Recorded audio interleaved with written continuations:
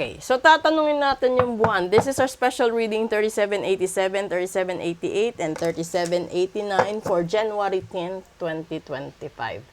Okay, so panoorin nyo yung first 2 episodes prior this one para alam nyo yung thread ng messages ni Universe. Okay, kuha tayo dito ng 3. Una, I show the world the real you. Pangalawa, your commitment is being tested. Hello. And pangatlo, step out of your comfort zone. Ngayon, kung napansin nyo, panoorin nyo yung daily episode natin, magkakulay sila. 'Di ba? And then dito rin sa pangatlo, magkakulay din sila. Pero, kung mapapansin nyo, lighter ito kumpara dito. So, ibig sabihin, maraming kasinungalingan or bumabalot sa katauhan mo. Kasi this is the full moon. No? Ibig sabihin, unahin natin yung bad side. No? Maraming tao na binarang ka, kinulam ka, sinumpa ka, ginayuma ka, nagmanifest sila ng negative laban sa'yo. At sinusubukan nila ang tibay ng sarili mo, kalusugan mo, pera mo, trabaho mo, katawan mo, ganon. And then, titignan nila kung kaya mo bang depensahan ito o susuko ka na lang ba talaga. Kasi, pakatandaan ninyo, may mga tao na pinapabarang ka dahil lang sa inggit. Pinapabarang ka dahil sa ikaw yung pinili kumpara sa mahal nila. Pinapabarang ka dahil sa promotion, sa hatian ng properties, sa trabaho, at kung ano-ano pang dahilan. Ngayon, kung mayroong taong nagsabi sa'yo na mangyayari yan, ibig sabihin sinusubukan ng pagkakataon kung maniniwala ka at pakikinggan mo at aaksyonan mo. Kasi kapag may nagsabi na may barang ka, may kulam ka na dapat mong tanggalin at may nakikitang kamatayan, sinusubukan ka ng pagkakataon kung gagawan mo ng paraan at mag-i-extend ka ng desisyon mo para maagapan ito bago pa mahuli ang lahat. Kasi tignan mo, yung light color is nasa baba, natatakpan ka na sa itaas. And then, sa lahat-lahat ng tao, alam nyo kapag namamatay ang tao, ito yung kulay. Diba? And this is an advanced reading. Ulit.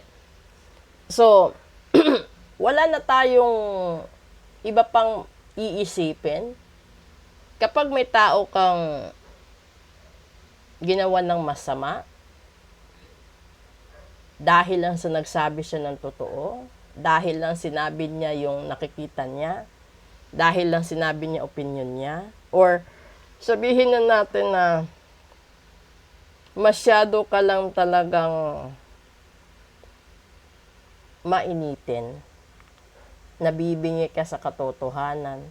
So, matatanggap mo ba na dito sa full moon na ito, kung hindi man ikaw ang direktang tatamaan, posibleng anak mo, asawa mo, posibleng negosyo mo, at mga magulang mo, una ang matatamaan.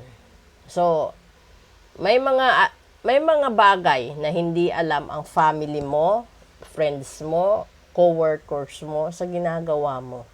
So, kung meron kang siniraan, may kapalit yun. Malaki man o maliit ang ginawa mong kasiraan, collateral damage yun. So, ibig sabihin, times 10 sa ginawa mong kasalanan, ang mangyayari sa'yo. So, kung posible, diba? Ito na lahat yun binigay na. Kung ito naman ay tungkol sa positive, kung totoo kang tao, Never kang nagsinungaling at wala pang nangyari na walang taong hindi nagsisinungaling. At kaya mong panindigan ang responsibilidad mo. Yung hindi ka umaasa sa magulang mo, sa kapatid mo, sa katrabaho mo. Hindi mo inaasa sa kanila yung bayarin sa bahay, bayarin sa kotse, bayarin sa motor, bayarin sa ilaw, tubig, pagkain, lahat-lahat. No? Lumabas ka sa comfort zone mo para makuha mo yung sarili mong blessings. Dahil walang nabubuhay habang buhay sa puro bigay, puro ayuda, puro libre. Ito yung pinakamasaklap, tanggapin ninyo. No? If you want everything to be on your side, you have to work hard. You have to be authentic. You have to be true. Dahil yung simpleng pagsisinungaling mo sa mga anak mo, sa asawa mo, 10 taon mong karma yun. Buong buhay mong cargo de konsensya yun.